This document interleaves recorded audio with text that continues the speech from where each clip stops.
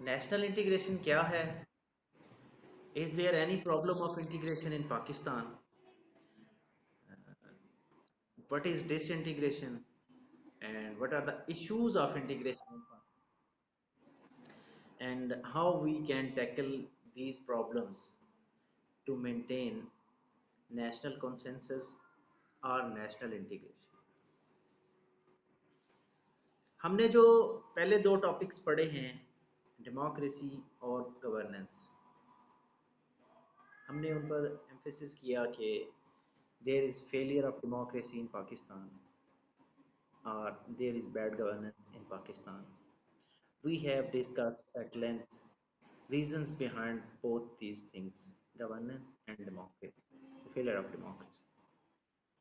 तो इन दो चीज़ों को ही कंबाइन करके हम थोड़ी सी चीज़ें अगर ऐड कर लें, और तो हम देख सकते हैं कि पाकिस्तान में इंटीग्रेशन के साथ क्या प्रॉब्लम्स हैं and how we can tackle all these problems to maintain national consensus and to secure sovereignty and to build national progress, to have prosperous country and to maintain the map of the world and to maintain the Pakistani map on the map of the world.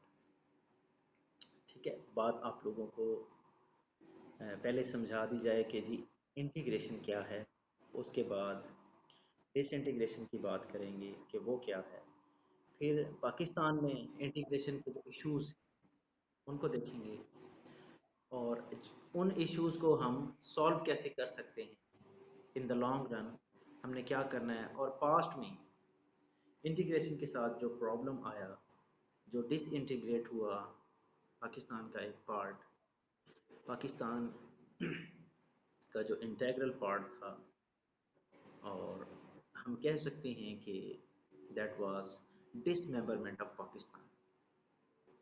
देखिए, जो territorial integrity होती है उस पर दुनिया की कोई भी नेशन, इवन के कोई नेशन ना भी हो, सॉवरेन नेशन ना भी हो, उनके पास कोई पार्ट ऑफ टेरिटरी है, उनके पास, उन्होंने उसे एक्वायर किया है काफ़ी अरसे तक, उस जगह का उनके पास पोजेशन है, वो भी उसे लूज नहीं करना चाहते एट एनी कॉस्ट।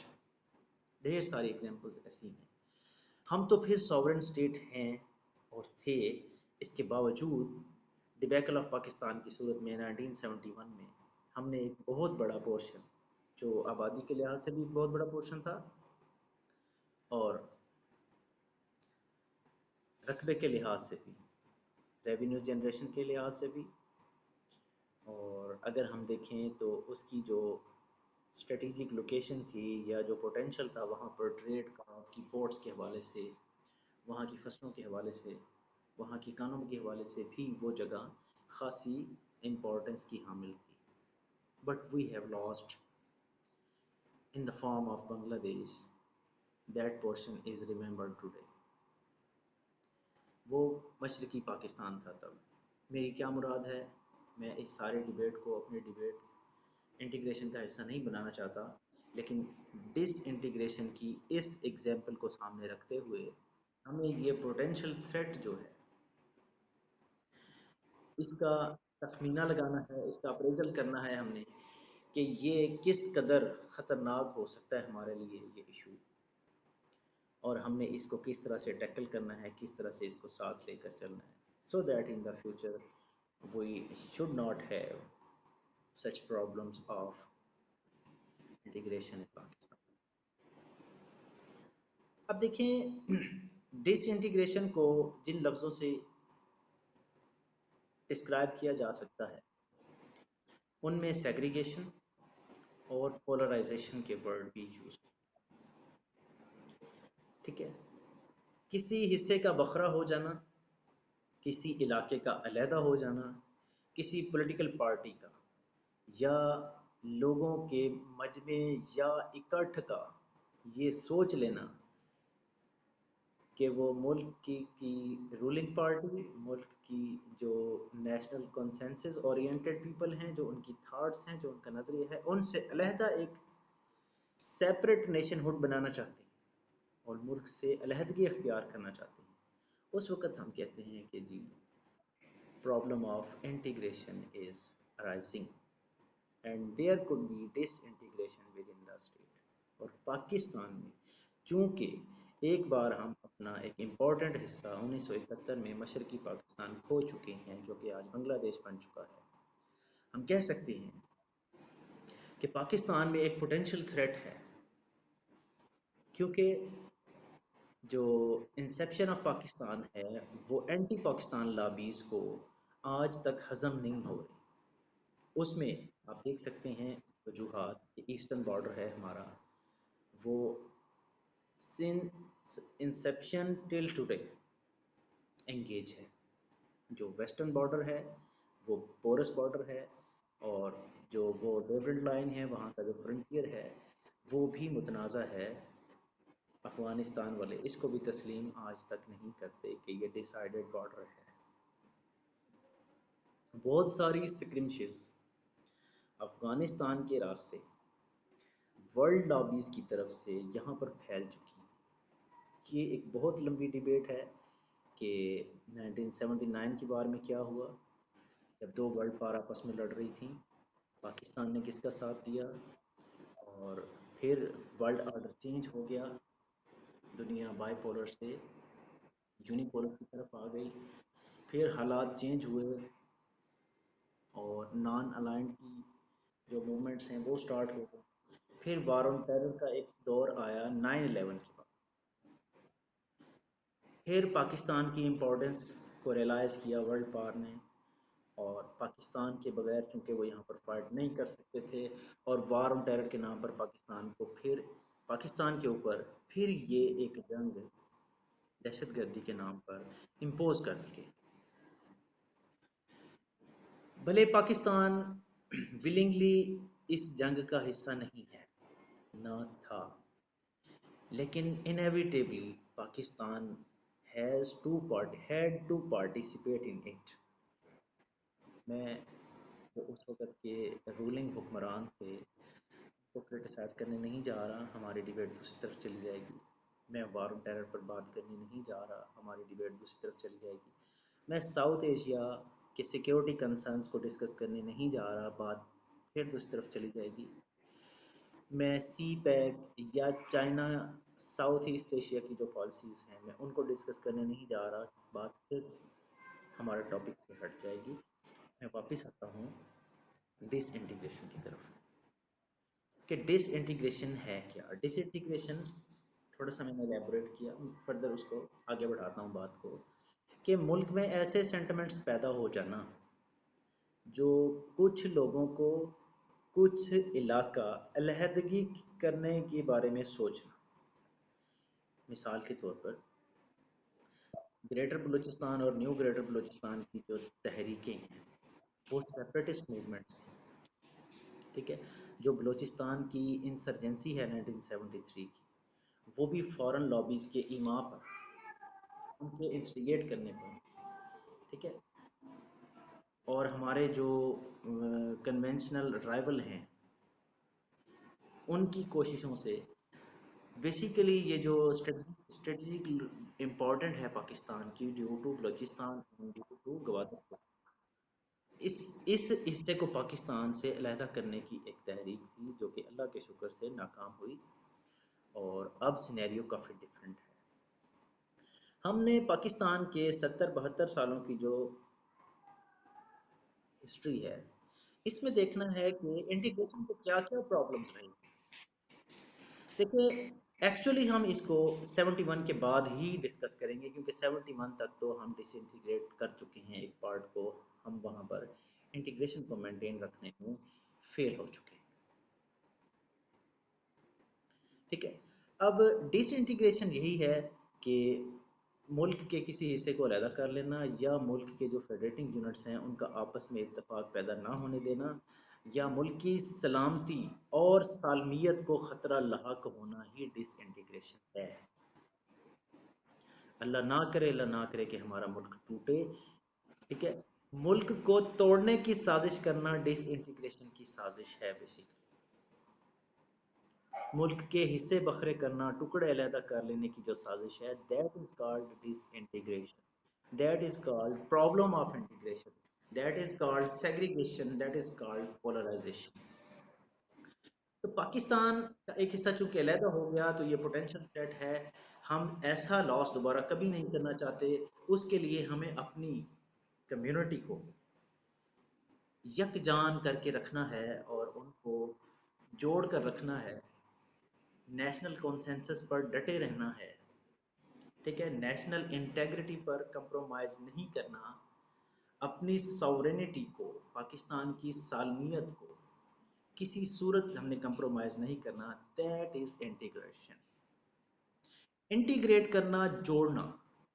पाकिस्तान के जो इंतज़ामी यूनिट हैं, जो फेडरेटिंग यूनिट हैं, जो डिफरेंट एडमिनिस्ट्रेटिव यूनिट्स, चारों सूबे, गिलगित बल्तिस्तान, फार्मर फाटा रीजन, फार्मर पाटा रीजन और एजेके, ये हमारे एडमिनिस्ट्रेटिव यूनिट्स हैं और फेडरल कैपिटल। इन सा इन सारे सूबों में और बाकी जो एडमिनिस्ट्रेटिव मैंने यूनिट बताए, इनके अंदर एक यकजहती पैदा करना कि हम एक हैं, और ऐसी फैसिलिटीज उनको प्रोवाइड करना कि उनके दरमियान क्लैश पैदा ना हो, नफरत पैदा ना हो, एक दूसरे के खिलाफ वो खड़े ना हो किसी महाज पर, बल्कि इकट्ठे रहें। इसको हम कहेंगे इंटीग्रेशन। इसका उलट डिसइंटीग्रेशन है। अब पाकिस्तान में हम ये डायरेक्ट नहीं कह सकते ऐसे को लेकर अगर हम चलें कि देयर इज डिसइंटीग्रेशन, लेकिन पोटेंशियल थ्रेट मौजूद है। जैसा कि मैं, जब एक पोटेंशियल थ्रेट मौजूद है तो हम उसको इग्नोर नहीं कर सकते। ठीक है, अब हम उसको इग्नोर इसलिए नहीं कर सकते कि हमारी जो हिस्ट्री है वो हमें बताती है कि पाकिस्तान का एक हिस्सा अलहदा हो चुका है पहले। एक लॉस एक दफ़ा जो हमने कर लिया, अब दोबारा हमें नहीं करना चाहिए। पहले ही उसकी वजह से हम बड़े नादिम और शर्मिंदा हैं, पूरी वर्ल्ड कम्युनिटी के सामने भी और ख़ुद अपने आप में भी, कि ये हमारे एडमिनिस्ट्रेशन से, हमारी मिलिट्री से, हमारे रूलर से ये क्या हुआ। ठीक है, पहले जैसे कि मैंने कहा, हम बांग्लादेश पर डिबेट नहीं करने जा रहे, हम डिसइंटीग्रेशन इन पाकिस्तान या potential threat towards integration in Pakistan पे बात कर रहे हैं। तो वो थ्रेट्स हैं क्या? ठीक है, सबसे पहले थ्रेट से पहले ये बात कर लें कि क्या हमें डायरेक्टली ये कहना चाहिए कि there is problem of disintegration in Pakistan. तो मेरी ज़ाती राय इस पे ये है कि डिसइंटीग्रेशन के बारे में नहीं कहना चाहिए। बार बार मैं यूज़ कर रहा हूँ कि पोटेंशियल थ्रेट है और फॉरेन लॉबीज काम कर रही हैं। हमारे जो कन्वेंशनल ट्राइबल हैं, जो जिनके साथ हमारी दुश्मनी चली आ रही है, जिनसे हम अलहदा हुए हैं। जब हम ब्रिटिश की एक कॉलोनी थे तो एक कंट्री तो यूनाइटेड इंडिया था, इंडिया से हम अलहदा हुए हैं। और जो बॉर्डर कन्फ्लिक्ट्स हैं अफ़गानिस्तान के, अफ़गानिस्तान, इंडिया, रशिया, इन लोगों को हमारे मुल्क की सालमियत अच्छी नहीं लगती। इसी तरह और कंट्रीज़ भी हैं, जिस तरह इसराइल है। तो हमें अपने मुल्क की सालमियत को बरकरार तो रखना है, लेकिन जो सालमियत को तोड़ने की कोशिश करने वाले लोग हैं, हमें उनका भी पता होना चाहिए कि वो क्या क्या पोटेंशियल थ्रेट हैं। जब तक आपको दुश्मन की कैपेबिलिटी के बारे में पता नहीं होगा, आप उसको काउंटर करने के लिए अपने स्ट्रेटजी डेवलप नहीं कर सकते। ठीक है, अब इसको फॉरेन जो इन्वेडर्स हैं या जो फॉरेन लॉबीज़ हैं पाकिस्तान के खिलाफ, सिर्फ उसी कंटेक्स्ट में मैं डिस्कस नहीं करने जा रहा। हमने इंटरनल स्ट्राइफ को भी देखा कि पाकिस्तान में इंटरनली क्या हो रहा है। सोशो इकोनॉमिक चैलेंजेस पाकिस्तान में क्या है, लोकल गवर्नमेंट के चैलेंजेस क्या हैं, डेमोक्रेसी के चैलेंजेस क्या हैं, पॉवर्टी की सूरत हाल कैसी है, इन्फ्लेशन क्या है, अनएम्प्लॉयमेंट रेट कहाँ तक जा रहा है, करप्शन कैसी है, वेस्टेड इंटरेस्ट ऑफ पॉलिटिशियन यहाँ पर क्या है। ठीक है, अच्छा, जो हमारी पॉलिटिकल हिस्ट्री है वो क्या बता रही है कि हमने तमाम जो पार्ट्स हैं कंट्री के, एडमिनिस्ट्रेटिव यूनिट्स हैं, जो फेडरेटिंग यूनिट्स हैं, इनको जोड़ के रखने के लिए हमने क्या किया। जहां जहां पर हमने कुछ नहीं किया और प्रॉब्लम जहां से हो सकते हैं, वो कौन से एरियाज हैं, basically that are the potential threats we are going to face. ठीक है, अब इसको हम किसी भी एंगल से शुरू कर सकते हैं ये स्टांस लेने के बाद कि प्राइमा फेसाई या apparently Pakistan is not facing any problem of disintegration, sorry, any problem of integration. Pakistan is not going to be disintegrate. Pakistan is not going to be disintegrate, but there are few potential threats that could be harmful towards national progress for Pakistan. ये तो बात हो गई stance लेने की कि हमें एक अच्छी अप्रोच के साथ स्टांस कैसे लेना है, लेकिन जो पोटेंशियल थ्रेट्स हैं, जो खतरात और खदशात हैं इंटीग्रेशन के हवाले से, हम उनको इग्नोर नहीं कर सकते। ठीक है, एक बड़ी मशहूर सेइंग है कि आपसे किसी कंट्री से, किसी स्टेट से वो हिस्सा ही अलहदा हुआ करता है जो कमज़ोर तरीन होता है, या आपकी बॉडी का वो हिस्सा ही सबसे पहले अलहदा होगा जो कमज़ोर तरीन होगा। मैं डेवलपमेंट से बात शुरू करने जा रहा हूँ। ठीक है, अगर डेवलपमेंट पूरे मुल्क में स्मॉलर यूनिट्स बनाकर कर दी जाए तो कोई भी मुल्क का पार्ट किसी भी एडमिनिस्ट्रेटिव यूनिट से, सिंध से हो, बलूचिस्तान से हो, केपी से हो, पंजाब से हो, फाटा फार्मर फाटा के रीजन से हो, एजेके से हो, गिलगित बल्तिस्तान से हो, अगर development across the country uniform होगी, एक जैसी होगी, तो सेंस ऑफ डेप्रिवेशन किसी में नहीं होगा। आज हम साउथ पंजाब से अपर पंजाब में जाएं, आज हम रूरल सिंध से इस्लामाबाद कैपिटल की तरफ जाएं, आज हम रूरल सिंध से अर्बन सिंध की तरफ जाएं, आज हम बलूचिस्तान से लाहौर आए, तो हम क्या देखते हैं कि बहुत सारे जो फार फ्लंग एरियाज हैं वो अंडर डेवलप्ड हैं। तो जब हम डेवलप एरिया में जाते हैं, कोई भी सिटीजन, तो वो ये फील करता है कि मैं तो बहुत बैकवर्ड इलाके का हूँ, मैं तो बहुत पीछे हूँ, हमें तो ज़िंदगी की जो सतही सहूलियात हैं वो तक अवेलेबल नहीं है। यहाँ पर भी तो वही गवर्नमेंट है, यहाँ पर भी तो वही अरबाब इख्तियार है, तो इन लोगों के लिए इंफ्रास्ट्रक्चर, इन लोगों के लिए हेल्थ, एजुकेशन, सैनिटेशन, एनवायरनमेंट, इन सारी चीज़ों की फैसिलिटीज़ हैं। यहाँ पर यानी बड़े शहरों में सहूलियात के बाद आसूदगी की तरफ लोग जा रहे हैं, और छोटे शहरों में और विलेजेस में, फार फ्लंग एरियाज में, तो basic necessities of life he available नहीं। तो इससे क्या होता है, सेंस ऑफ डेप्रिवेशन पैदा होता है, एहसास महरूमी पैदा होता है। वो एहसास महरूमी जो है वो कन्फ्लिक्ट पैदा करता है जहन के कि एक ही मुल्क का हिस्सा होते हुए, एक ही प्रोविंस का हिस्सा होते हुए, ठीक है, एक ही गवर्नमेंट होते हुए इतना तजाद क्यों? ये सेंस ऑफ डेप्रिवेशन जो है बेसिकली ये एक क्लैश पैदा करता है, और ये क्लैश ही बहुत सारे क्लैशेस को जन्म देने के लिए काफी है। अगर इस ही रस्सी को पकड़कर हम एक थ्रेड बुनना शुरू करें डिसइंटीग्रेशन की तरफ, तो ये बहुत बड़े नुकसान की तरफ लेकर हमें चला जाता है। अब देखें, ये एक छोटी सी बात है कि अंडर डेवलपमेंट या डेप्रीविएशन, सेंस ऑफ डेप्रीविएशन अगर आप इसको कह दें, अच्छा, ये यूनिफॉर्म डेवलपमेंट नहीं है in various parts of the country. ठीक है, उसके बाद एक चीज ऐसी हो सकती है कि रीजनल डिफरेंसेस हैं हम लोगों के विद इन द कंट्री, सूबे बनाने के ऊपर, जुबान को लेकर, रेसिज्म को लेकर। ठीक है, पंजाब की बात करते हैं, पंजाब में साउथ पंजाब वाले अलहदा सूबा चाहते हैं। ठीक है, क्योंकि वो अंडर डेवलप्ड हैं और वो फार ऑफ एरियाज हैं from the provincial capital. Same is the case कि कराची में वो अलहदा सूबा बनाना चाहते हैं, जीबी में अलहदा सूबा बनाना चाहते हैं।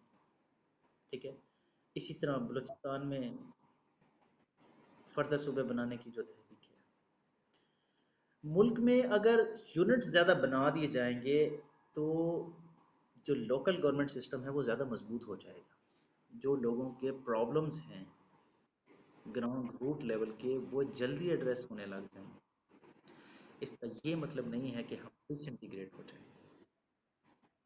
जर्मनी सेंट्रल यूरोप की एक स्टेट है, is famous with the name of checkbook of Europe.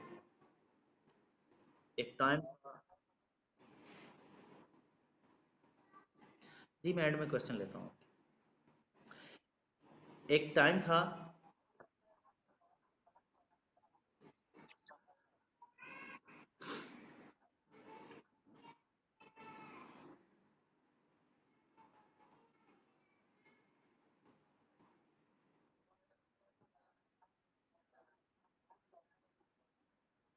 जी हो गया। अच्छा, अब ज्यादा सूबे बनाने का मकसद ये नहीं है कि हम डिसइंटीग्रेट हो जाएंगे। मैं पहले भी बात किया करता हूं कि smallest is the beautiful. Europe में पॉलिटिकल एरिनाज में while we are debating democracy and governance, ये एक बहुत बड़ी डिबेट है कि स्मॉलेस्ट इज द ब्यूटीफुल, कि यूनिट्स को छोटे से छोटा करते जाएं और डेवलपमेंट जो है ना वो ज़्यादा से ज़्यादा होती जाए। हमारे यहाँ सूबे अलहदा करने की बात आती है, सूबे बढ़ाने की बात आती है, तो डिसइंटीग्रेशन की डिबेट शुरू हो जाती है कि पाकिस्तान टूट जाएगा। ऐसा कभी भी नहीं है। जर्मनी के बारे में मैं आपको बता रहा था कि वो प्रोविंस हमारे पंजाब के जितना उसका रकबा है, उसकी 16 स्टेट्स हैं, 16 रियासतें। हमारे पास वो एक ही प्रोविंस है सिर्फ। मलेशिया और इंडोनेशिया की एग्जांपल्स देख लें, ठीक है। पूरी दुनिया में कहीं भी इतना बड़ा प्रोविंस जिनकी जो कॉन्स्टिट्यूंसीज का डिफरेंस है, आई थिंक नेशनल असम्बली में बलूचिस्तान की रिप्रेजेंटेशन 17 नेशनल असम्बली की सीट्स हैं और हमारे पास पंजाब में 183 हैं। वो अगर 4 बार भी वोट करें तो 183 के बराबर नहीं पहुंच सकते। इतना बड़ा जो अनपैरेलल सिस्टम है पॉलिटिकल एरिना में, जो पार्लियामेंट में, वो किसी मुल्क में देखने में नहीं मिलता पूरी दुनिया में, लेकिन हमारे पास एग्जिस्ट कर रहा है। बात ये और तरफ चली जाएगी, बात उसी तरफ लेकर आते हैं कि smallest is the beautiful dovetail system, local government system. अगर ये मजबूत होगा तो इंटीग्रेशन मजबूत होगी। अगर लोगों की पार्टिसिपेशन होगी लोकल गवर्नमेंट सिस्टम में या पावर शेयरिंग फार्मूले में, तो इंटीग्रेशन मजबूत होगी, यकजहती मजबूत होगी, लोगों को उनके राइट्स मिलेंगे, ठीक है। लोग खुद समझेंगे कि हमारी बात की भी कोई वैल्यू है, हमारी भी कोई हैसियत है इस मुल्क में। अगर उनको दूर रखा जाएगा, गवर्नमेंट के ईवानों से दूर रखा जाएगा और गवर्नमेंट के फंड से दूर रखा जाएगा और गवर्नमेंट की जो पॉलिसीज हैं उनसे दूर रखा जाएगा, फिर वो सेग्रीगेट हो जाएंगे, फिर पोलराइजेशन के आंसर पैदा हो सकती हैं, फिर एक दिमाग में क्लैश आ सकते हैं, फिर जो है ना सिस्टम एंटागोनाइज हो सकता है, फिर झगड़े की सूरत पैदा हो सकती है। लेकिन अगर हम चीज़ों को छोटे लेवल पर ले आएंगे, यानी पंजाब की अगर 3 प्रोविंसेस बन जाती हैं सपोज, तो डेवलपमेंट बढ़ेगी, कम नहीं होगी। यहाँ पर एक डिबेट आ जाती है कि जी नया प्रोविंस बनेगा, नए फाइनेंस अखराजात होंगे और बजट पर जो है ना बोझ पड़ जाएगा। ऐसी कोई बात नहीं है, वो सारे अखराजात मेंटेन हो सकते हैं। अगर हम नए सूबे की बात करेंगे तो हम इस पूरे टॉपिक को एलेबोरेट करके देखेंगे, डाइसेक्ट करके देखेंगे कि कैसे छोटे सूबे जो है ना वो सक्सेसफुल डेमोक्रेटिक सिस्टम और सक्सेसफुल लोकल गवर्नमेंट सिस्टम की तरफ जाते हैं और डेवलपमेंट और एडवांसमेंट की तरफ हमें लेकर जाते हैं। बात डिसइंटीग्रेशन की कर रहे हैं तो हम देखते हैं कि less privilege areas, far off areas, far flung areas, जहाँ पर अवेलेबिलिटी ऑफ फंडामेंटल राइट्स नहीं है, जहाँ पर बैड गवर्नेंस है, जब वो लोग, उन लोगों को कोई फॉरेन लॉबी का बंदा आके कन्विंस करता है, उनको कोई थोड़े से पैसे देता है, तो उन वो तो वल्नरेबल टारगेट हैं हमारे दुश्मन का। उनको तो इजीली कोई अप्रोच कर सकता है, इजीली कोई उनको खरीद सकता है, हमारी ही स्टेट के खिलाफ उनको यूटिलाइज कर सकता है। अगर हम उन लोगों को ही फंडामेंटल राइट्स प्रोवाइड करें, ठीक है, उन लोगों को ही स्टेट ओन करें, स्टेट रिस्पॉन्सिव हो उनके साथ जो अनैमलीज हुई हैं उनके लिए, either on the part of terrorism, sectarianism, violence, extremism, whatever the thing is, poverty के बिहाफ पर उनके साथ प्रॉब्लम्स आ रहे हैं, अनएम्प्लॉयमेंट की वजह से प्रॉब्लम आ रहे हैं,